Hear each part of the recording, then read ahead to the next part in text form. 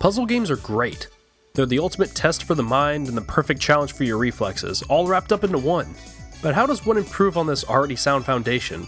By making it competitive, and folks, this game does just that.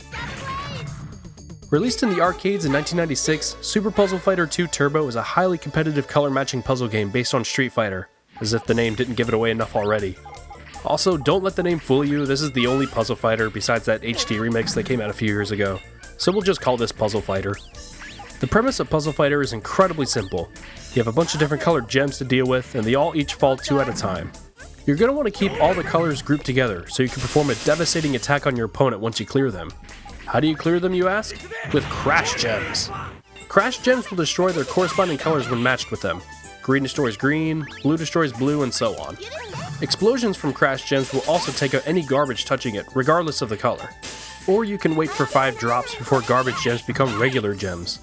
There's also the Diamond Gems, which will get rid of any gem of the same color that it touches, which is really great when you're in a pinch.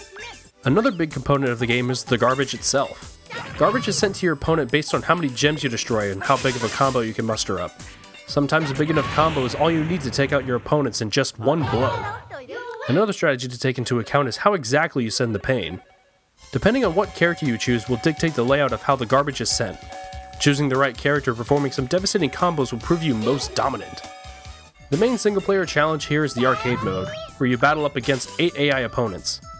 In the grand scheme of things though, the AI doesn't really put up much of a fight, but they can create some pretty chaotic moments. Where this game really shines though is in its multiplayer.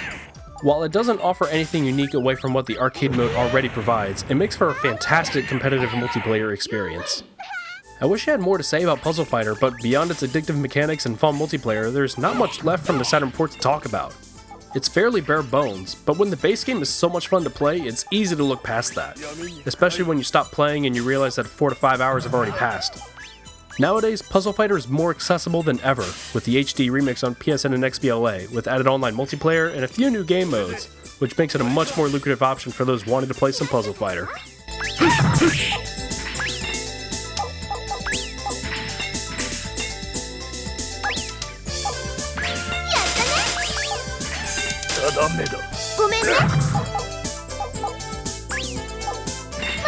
Go.